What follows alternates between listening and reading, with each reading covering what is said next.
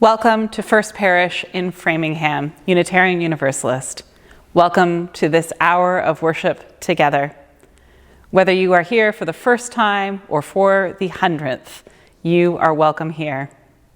No matter who you love, where you come from, what you believe, or how you go about the world, you are welcome here today. On behalf of the Worship and Arts team, we especially welcome the Reverend Mr. Barb Greve to our virtual pulpit this morning. The Reverend Mr. Barb Greve earned his Master's of Divinity at Starr King School for the Ministry. At present, he serves as a hospice chaplain with Vitas Healthcare. From August of 2017 till June of 2020, he served as one of the volunteer co-moderators to the Unitarian Universalist Association of Congregations and currently serves on the board of Meadville Lombard Theological School. In addition to having served as an intentional interim and consulting director of lifespan religious education to multiple Unitarian Universalist congregations, he serves as a hospice chaplain. Reverend Greve has been a member of First Parish in Framingham since May 25th of 1986. He was ordained by First Parish on May 31st, 2020. He recently became affiliated community ministry of First Parish. We are so glad to have Barb with us here today.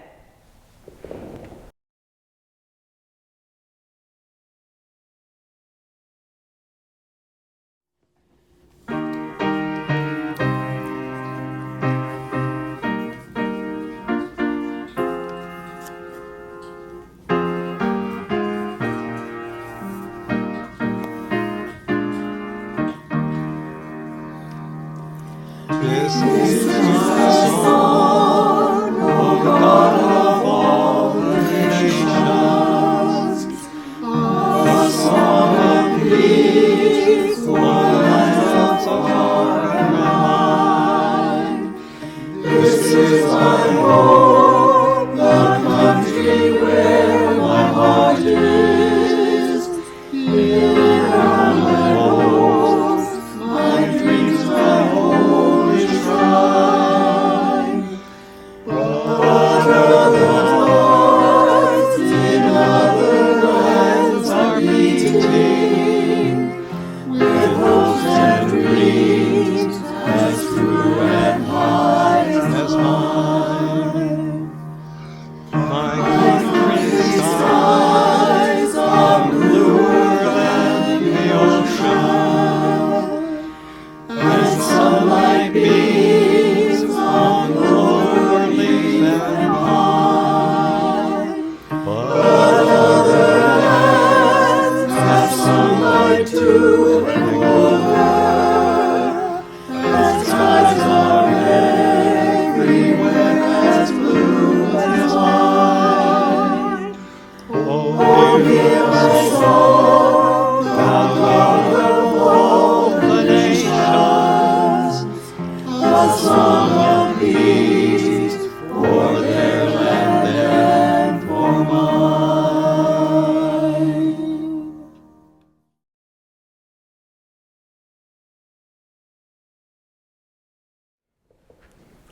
As the children of our congregation light the chalice, we light the chalice here in our own sanctuary, and you too are invited to kindle a flame in your own home. After you have done so, please type into the chat, "The chalice is lit in our home," or "The chalice is lit in my home." During these times of physical distancing, it is important that we have rituals we do together that bind us together. As the chalice is lit in our sanctuary, and as the children of our congregation light their chalice, you are invited to light a candle in your home. After you have lit the candle, feel free to type in the chat box, "The chalice is lit in our home."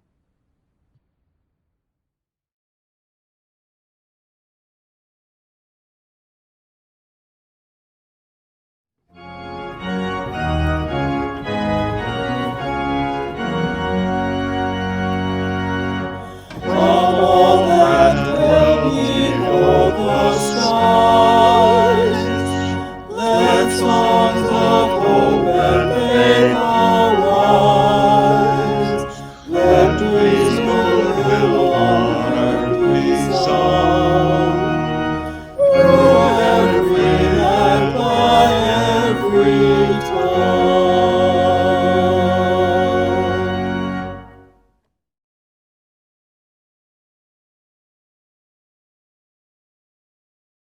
is the doctrine of our church. The quest of truth is its sacrament, and service is its prayer. To dwell together in peace, to seek knowledge and freedom, to serve all life with compassion, to the end that all souls shall grow into harmony with the divine. This is our great covenant, one with another and with our God.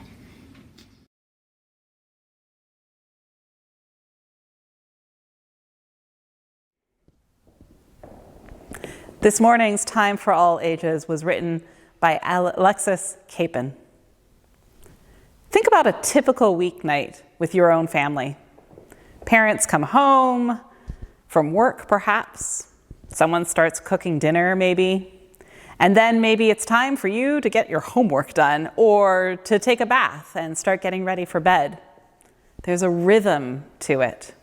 If there are two parents, one takes this set of responsibilities and the other fills in over here and takes another set.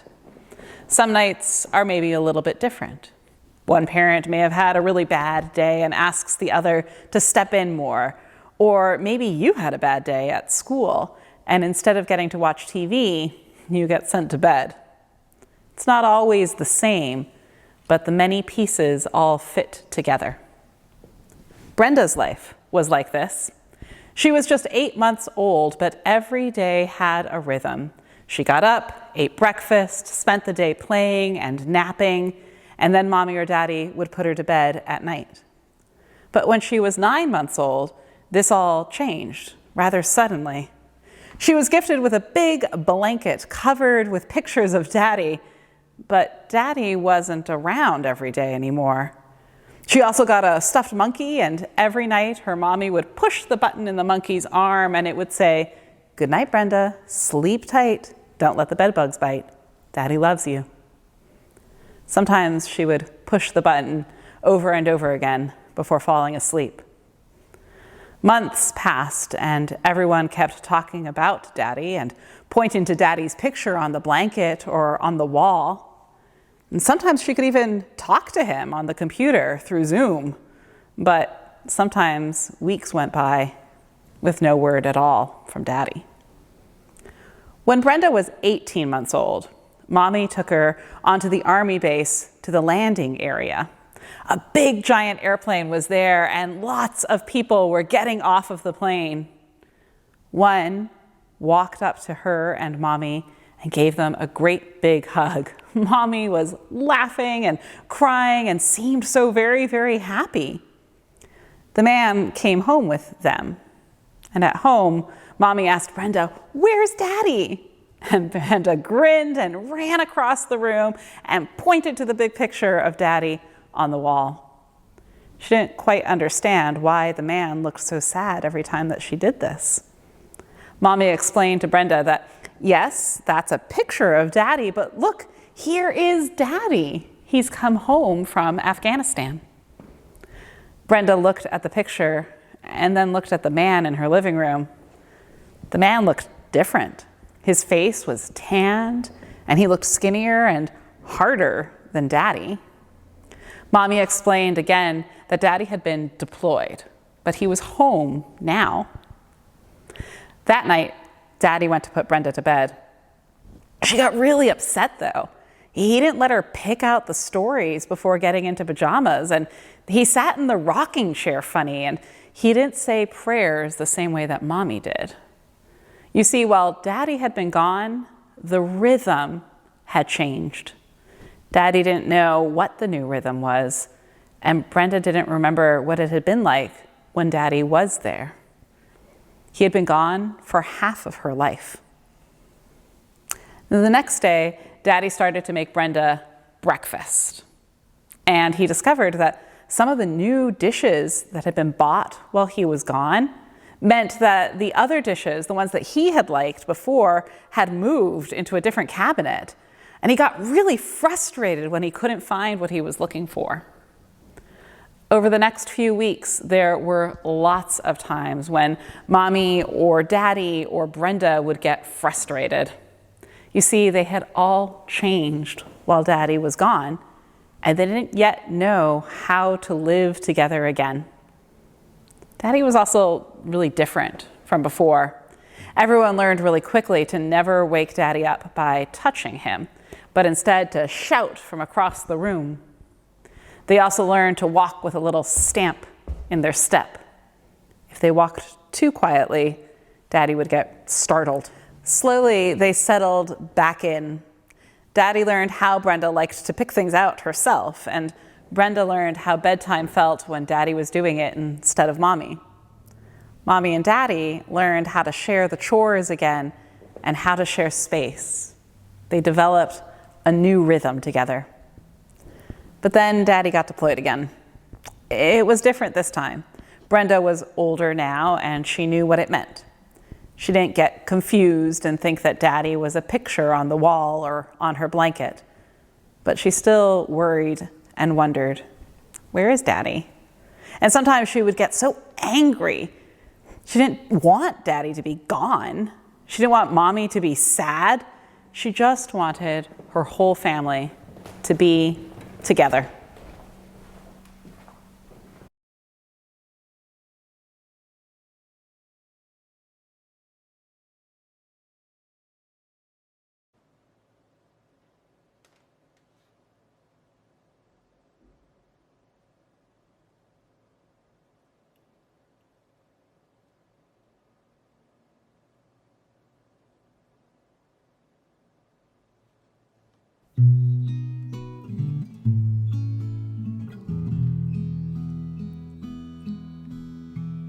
Comfort me, comfort me, comfort me, oh my soul.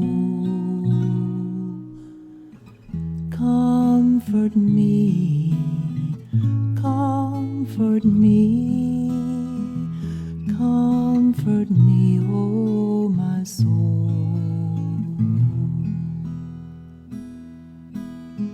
Sing with me, sing with me, sing with me, oh my soul. Sing with me, sing with me, sing with me, oh my soul. Stay with me, stay with me, stay with me, oh my soul. Stay with me, stay with me, stay with me, oh my soul.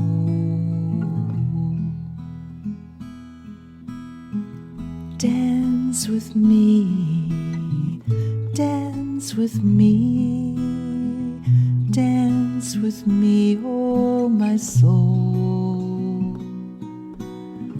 Dance with me, dance with me, dance with me, oh my soul.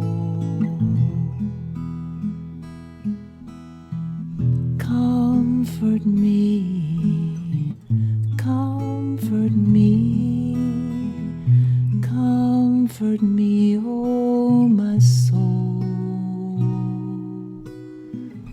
Comfort me, comfort me, comfort me, oh my soul.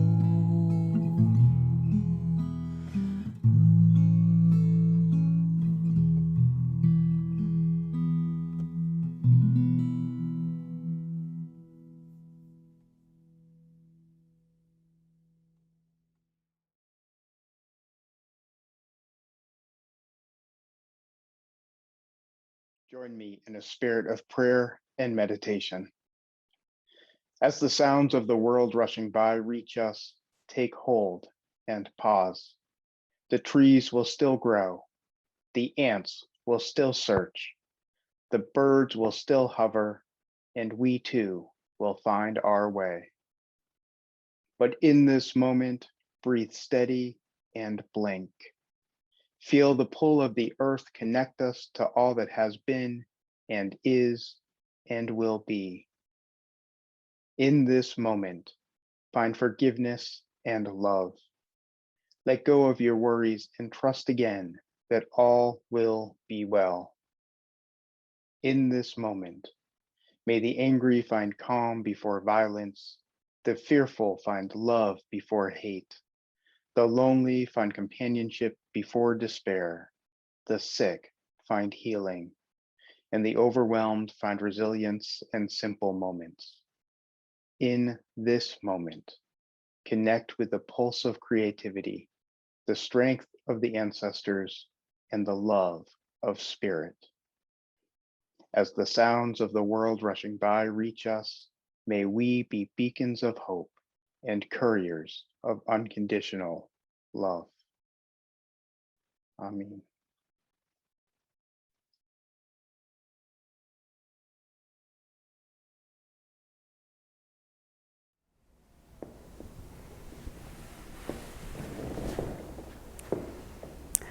The ongoing work of our church depends on your generosity. The Reverend Kayla Parker writes this: "We know that our financial contributions to this congregation come from sacrifice and hard work. We are so grateful for this and commit together to ensure that the funds we gather collectively do a greater good for ourselves and the world than they could have done alone. May there be an offering to sustain and grow the life and mission of this congregation. May we give now in love and in hope."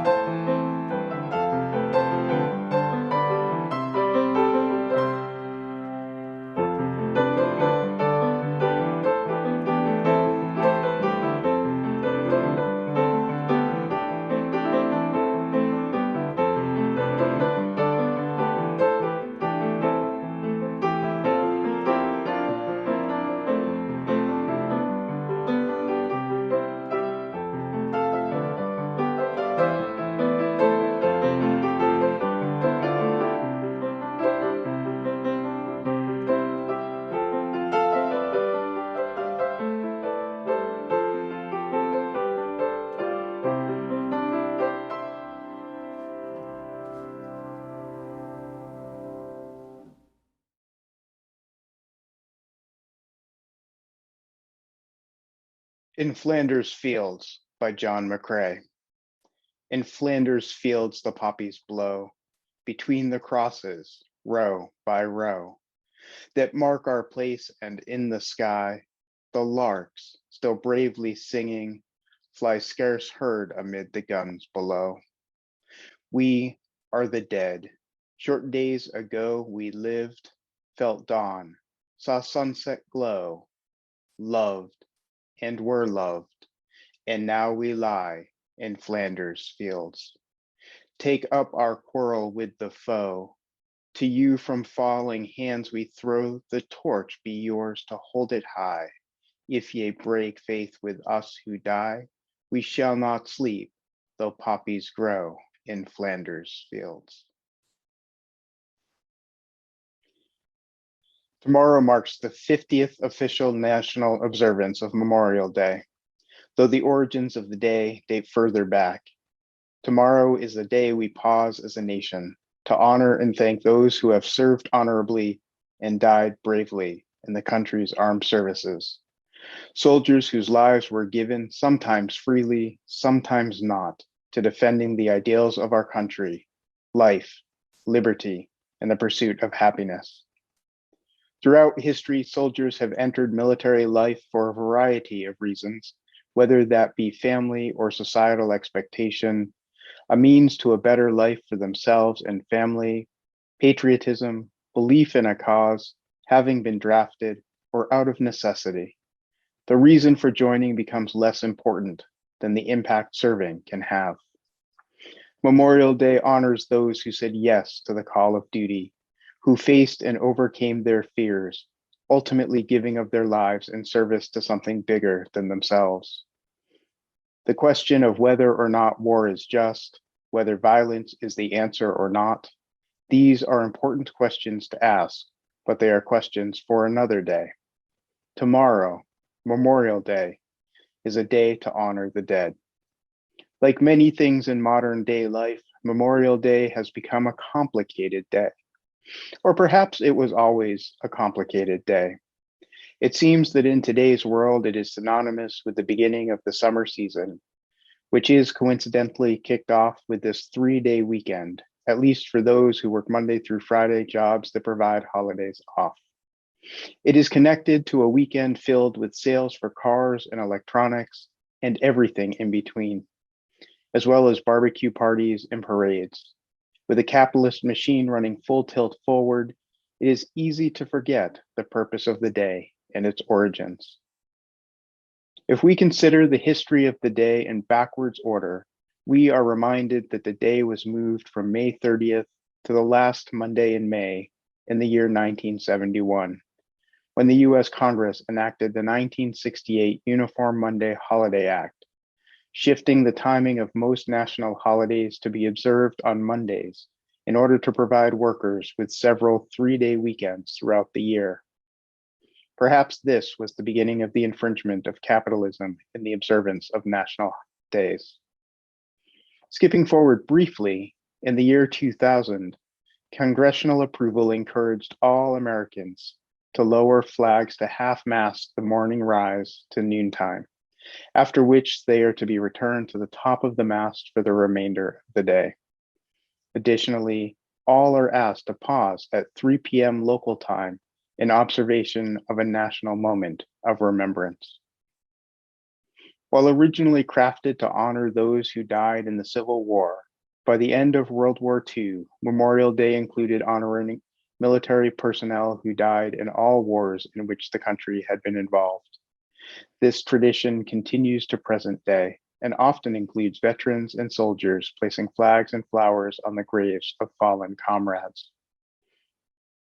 3 years after the Civil War ended, General Order 11 was issued by General John A. Logan, who was the head of an organization of Union veterans known as the Grand Army of the Republic, in which he establishes Memorial Day's predecessor, Decoration Day. Legend has it that he chose the 30th of May as the date because it did not fall on the anniversary of any Civil War battles, though other researchers suspect that he chose the day in the hopes of it being late enough into spring that flowers would be in bloom regardless of geography. General Order 11 reads in part that the day is designed for the purpose of strewing with flowers or otherwise decorating the graves of comrades who died in defense of their country during the late rebellion, and whose bodies now lie in almost every city, village, and hamlet churchyard in the land. He continues later in the declaration to say, "Let us then at the time appointed gather around their sacred remains and garland the passionless mounds above them with the choicest flowers of springtime. Let us raise above them the dear old flag they saved from dishonor. Let us in this solemn presence renew our pledges to aid and assist those whom they have left among us as a sacred charge upon a nation's gratitude, the soldiers and sailors, widow and orphan." At least that is the official story. Like many of our American stories, they can both inform and obscure. Some scholars, such as Yale University professor David W. Blight, author of Race and Reunion, The Civil War in American Memory, point to the year 1865, just 3 weeks after the Confederate surrender that ended the Civil War, as the first Memorial Day observance. Hundreds of Union soldiers, most of them Black, had been interred at what a makeshift prison at the Washington Racecourse and Jockey Club, now known as Hampton Park, in Charleston, South Carolina. The conditions were terrible, and most died by disease and exposure, resulting in their burial in a mass grave. According to Blight, 28 Black workmen went to the site, reburied the Union dead properly, and built a high fence around the cemetery. They whitewashed the fence and built an archway over the entrance on which they inscribed the words, "Martyrs of the Racecourse." The burial ground became known as Union Cemetery. Eric Johnson, a writer for the Chicago Crusader, continues the story, sharing that about 10,000 Blacks, in cooperation with white missionaries, staged an unforgettable parade, which included the 54th Massachusetts U.S. Colored Troops and the 21st U.S. Colored Infantry singing liberation songs. They would eventually be joined by 3,000 Black schoolchildren who led a parade procession carrying armloads of roses and singing. The children were followed by several hundred Black women with baskets and flowers, wreaths, and crosses. According to Blight, many parade spectators gathered at Union Cemetery's entrance, where Black children sang patriotic songs and spirituals before several Black ministers read scriptures. What I am struck by is the communal response to a mass grave, the importance of collective grieving, and the honoring of lives lived that comes with reburying the dead properly. While the subsequent parade can be understood as a celebration of the end of the war and the beginning of a new freedom, the decorating of the graves and the picnics at graveside cannot be overlooked as anything other than expressions of grief and love. It is this communal grieving that brings us to observe Memorial Day each year, a desire to honor and mourn, to remember and support those left behind after the dead die. It is a way for the living to honor the price paid for the freedom to pursue life, liberty, and happiness that so many of us enjoy. This need for communal grieving is what drives us to create ritual observances to remember the victims and rescuers of the 9/11 attacks, and is what prompted President Biden and Vice President Harris's COVID-19 memorial service on the night before their inauguration. In both of these instances, just as in war, those who died did not have full choice in the where and when of their death, nor did their loved ones necessarily have the opportunity to gather their remains and mourn them properly. In this year of not being able to gather in person for many a funeral, the importance of collective expressions of grief and memorialization have become all that much more clear to me. Perhaps because of my work in hospice, I find myself spending my time talking with people about their deaths and the deaths of loved ones, inviting them to reflect on the life lived and the ways they want to be remembered or remember their loved one.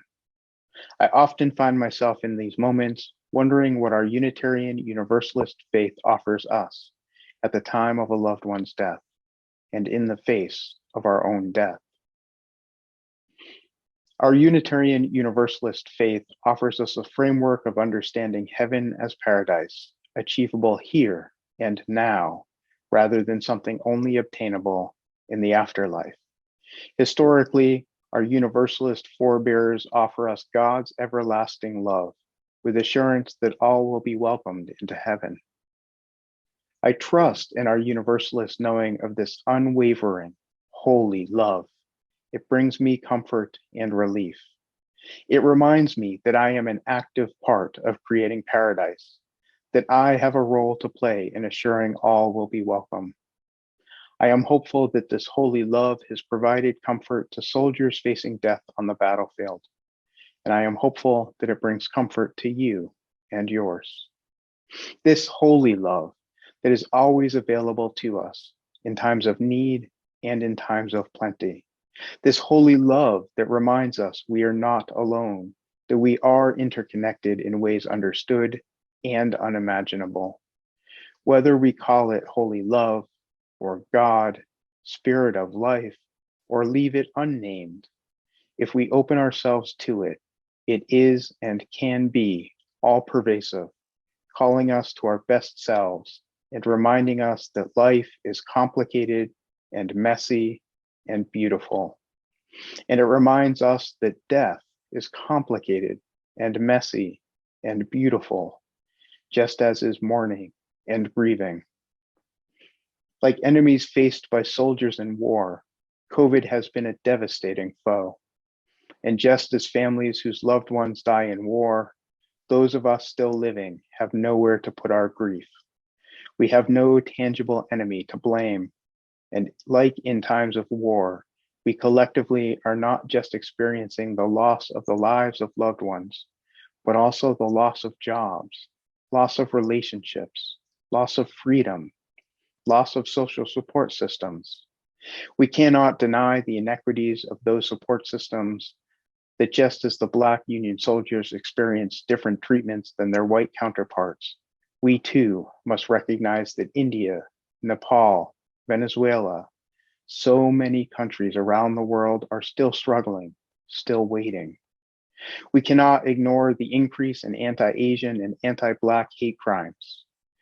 We can understand them as people lashing out in grief and fear while simultaneously calling for systemic changes in society. But we cannot ignore that they are happening, nor can we ignore the disparities in access to healthcare and vaccines. We cannot ignore the targeting of anti-trans legislation, nor the attempts at voter suppression, nor humanity's impact on the planet and climate. Our UU faith teaches us that we are an interconnected web, that what happens to one of us impacts all of us. This is true in justice and in grief. Our interconnectedness means that when we come together for collective grieving, we are not just grieving for the people we love, but all the people of the world. Let us then mourn, feel our grief, begin to untangle, and also take moments to recognize the joy of being alive, of making it through a time of strife, that grief and joy can exist in the same moment on the same day, inextricably intertwined. Maybe this Memorial Day can teach us something important, to be bigger, an honoring of death, a celebration that science is starting to give us a reprieve, and a reminder that all life is sacred. But also let us remember the day for what it is meant to represent, a collective mourning for those soldiers who gave of their lives in war. Let us enjoy the freedoms we have with appreciation for their selfless acts and with tenderness for those they leave behind. May it be so, and may we be the ones to make it so. Amen.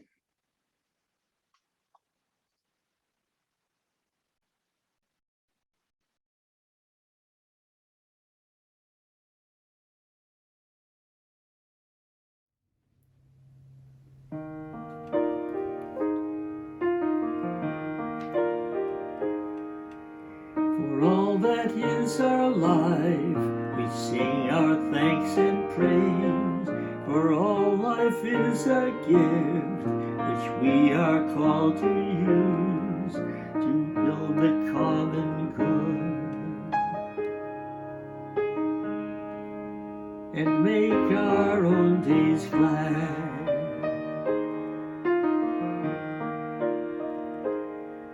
For needs which others serve, for services we give, for work and its rewards, for hours of rest and love, we come with praise and thanks.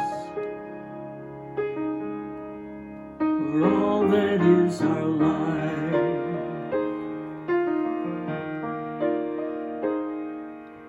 for sorrow we must bear, broken loss, for each new thing we learn, for fearful hours that pass, we come with praise and thanks. For all that is our life,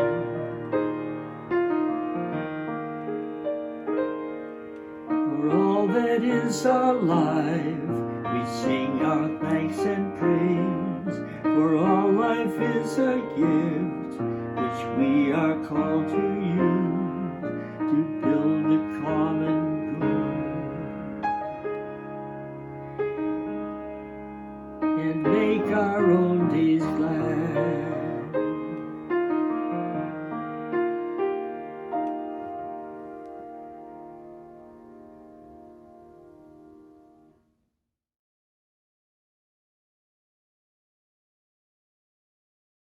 For fallen soldiers and their families, we give thanks and praise. For technology that brings us together, we give our thanks and praise. For all that is our life, we give our thanks and praise. Go forth and offer your thanks and praise.